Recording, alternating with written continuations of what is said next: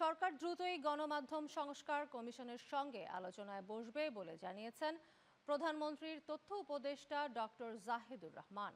বিশ্ব মুক্ত গণমাধ্যম দিবস উপলক্ষে এক আলোচনা সভায় তিনি এসব কথা বলেন।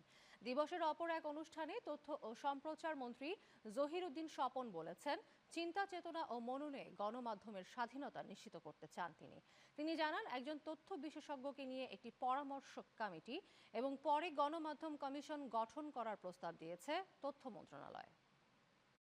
মাধ্যমকে সাক্ষী রেখে এই পবিত্র দিনে আমি প্রতিশ্রুতি দিতে চাই, নীতিগতভাবে সমস্ত ধরনের সাংবাদিকদেরকে আইনের আওতায় যতটা সম্ভব তাকে পেশাগত সহযোগিতা দেওয়া হবে।